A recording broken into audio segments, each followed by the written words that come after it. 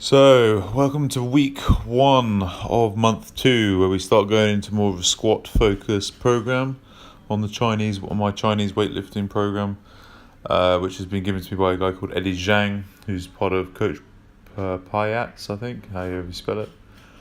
Um, and so, just going through, we're going to go by week, I think, see how that goes. It's been a little bit easier for me to go. So, first session, I start on day 4, just how the program I started it rather than day 1, which is normal. So had power cleans first, 4 sets of 5, building up in weight. Andy's joining me, which is great, makes training much more enjoyable. It's always best to have a training partner. If you want to succeed, you want to have a training partner. So we're just going through power cleans, but I got up about 120. And then went into some back squats afterwards. That I had a bit of a neck issue. I think I've been doing too many upper back work. So my left levator around my neck was pretty painful. So just stuck to about 140 for normal squats for 6 reps, and then went into pin squats for 4 reps. We're training at Genesis, which is great. The gym in Alperton. It's a wicked gym. They had a huge strongman day going on there, which was cool. And then went into some dumbbell presses. It's not the easiest place to film, just because there's loads of people around, and it's one of those gyms where you kind of don't want to be seen filming, really. So there's a lot of strong people in there, and people just getting on with the job.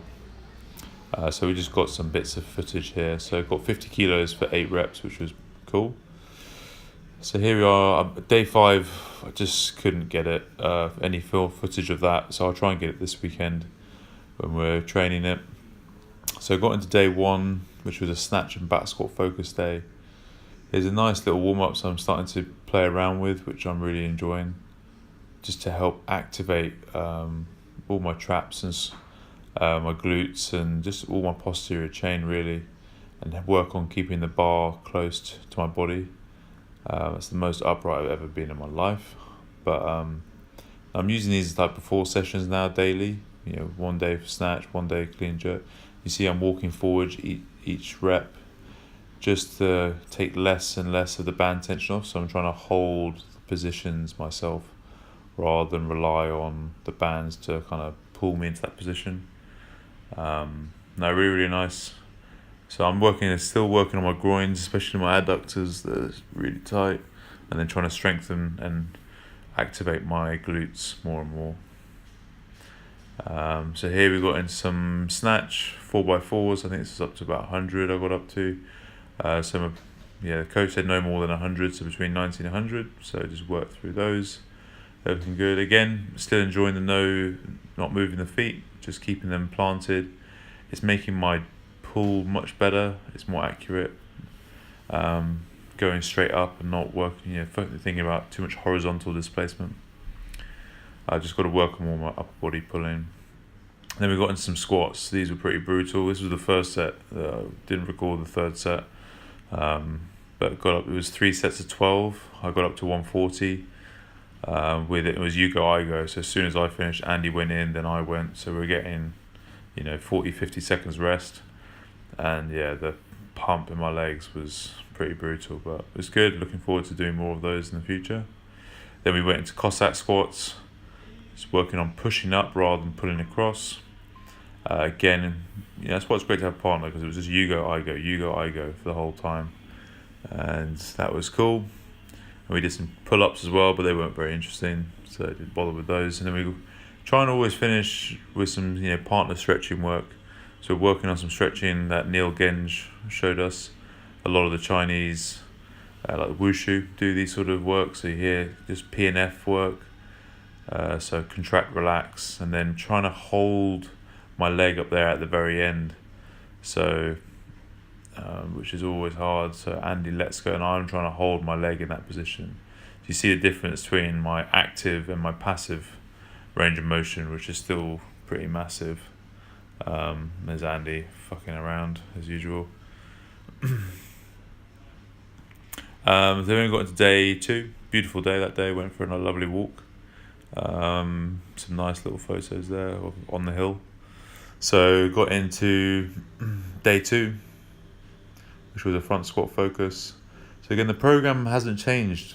He's just changed the order really, which is great. Most people just change their programs too often. And I can't wait to see more of what Eddie does with the program. But again, just these subtle little changes, change of the order of the days, order of the exercises, so it feels different, but it's all the same stuff.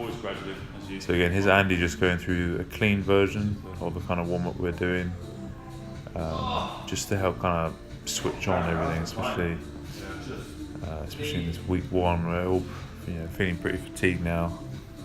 But it's just a nice way. I like it for the shoulders. Like I said, I always struggle to get in that front rack position. Just that, mobility, pull myself in those positions. But then Andy said he started off with some front squats, went through some clean work. But it just feels great for your lats, just if you work on keeping the bar close. Just everything. I think it's great for your overhead position, just working on especially your lower traps. Just getting all those muscles really activated. I've done it in the past before. We had it when I was doing it on the Kaiser. Done it with bands, but I always come back to it, and I think I need to keep it in there more. The bands don't need to be heavy. Just these are the lightest bands. It's just a little feedback, just to remind the body that they're there, and it really does help. And again, it's just a different angle. In RTS, people, especially like muscle activation, again, it's all about just working on different angles, the muscles, and especially when you're working with barbells, it's always just training very linearly. So this as well, working on, and Louis Simmons is doing stuff with resistance bands, which is interesting. We got into front squats. This was my top set, so I got up to 160. So we did 3 sets of 6 with 160. It was about a 7 out of 10. I probably could have got 2 or 3 more in. But yeah, it was good. Front squat starting to feel strong again. Just got to get my back squat stronger now. I think back squat's just a bit lazy at the moment, so which is normally the case. I always find back squat I'm just more core dominant, and front squats I find I get stronger at front squats a lot quicker than I do back squats. Back squats they just take a bit more time. I think now I'm doing a lot more back work, like upper back, lower back, hamstring work. My back squats will pick up in the next month or 2. So then we've got some clean and power jerk, 1+2. Again, my left neck, that upper trap area was very niggly. I'm starting to get sort of pins and needles and numbness down my arm. It's just the muscles around the area are just really tired, and so they're not supporting the nerves that much. And that left, but it's good because in the long term, that left side is my bad side. So we're just strengthening all the muscles around the area. So it's just a bit tired at the moment, but it'll be stronger and better in the future. Here's Andy did work. Look, the second jerk was sharp. It looked good. He got up about 100. Looking good. And he's been working on his elbows, his lockout, some nice little mobilizations with bands. So I got up to about 130. Again, we're just working at we're in that 70 to 75% range. It's not 70 to 80% for the next couple of months, because we're doing so many accessories, and we just don't need. All our big lifts are going to be down, especially clean and jerk. So then we got into some back squats. We're doing some nasty pump work. So cyclist squats. So feet pretty much hip width apart, toes straight, heels elevated, keeping the knees in, and we did 3 sets of 20 on this again. You go, I go. Andy was working with 20. It's the first time he's done these, and I did them a couple of months ago. Again, it's just working on the quad pump I had in my VMO was huge after doing these. And again, just not quite locking out and not fully going all the way down. Again, just keeping the muscles on tension, just squeezing out all the blood. So the rule is you've got to do 3 sets of 20. Once you can hit 3 sets of 20 with a weight, then you can add weight. So next week I'll probably go 45. But yeah, this was painful. This was the first set, I think. I didn't record third sets. Maybe next week I'll record third sets just for a bit of fun.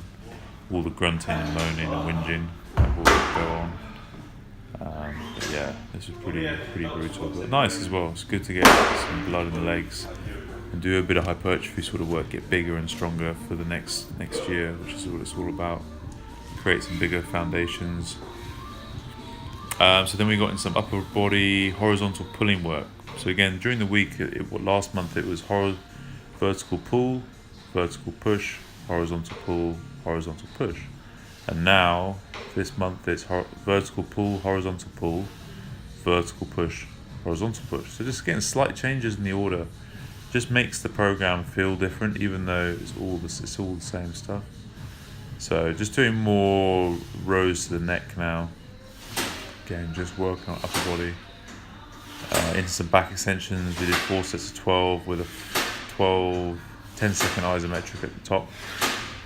I think I feel a lot of people need to do back extensions very wrong, and you should be working on your glutes and hamstrings more and your abs when you're doing this rather than your back.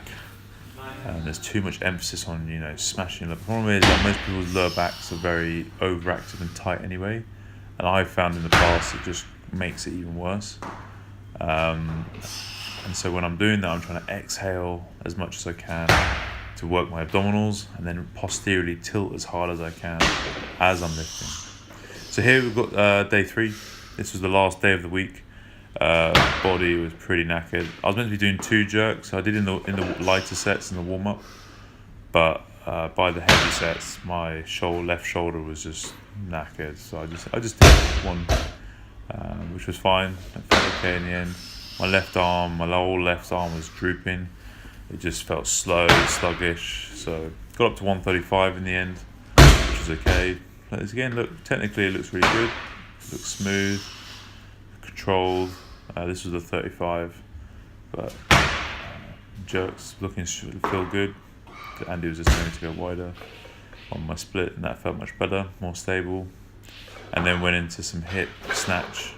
I've been warming up doing powers. Just for my intention is to always just pull more, and just sit in whatever I need to sit. So warmed up doing these, they felt good. But again, my shoulder hardly pull the bar up. Like my elbows felt so low. It just felt like my legs were doing all of it. Just because of my shoulders. So upper back by this stage was so tired. So then we got up to about 100 again. The range was 90 to 100. Andy got up to about 80, which was this set. Again, he's just getting used to this program. This is his first week, so he's feeling it by this day. But again, compared to last week, he's switching on a lot more. But yeah, looking forward to our day off tomorrow. So this was 100. Again, it was smooth. It was alright. Nothing spectacular.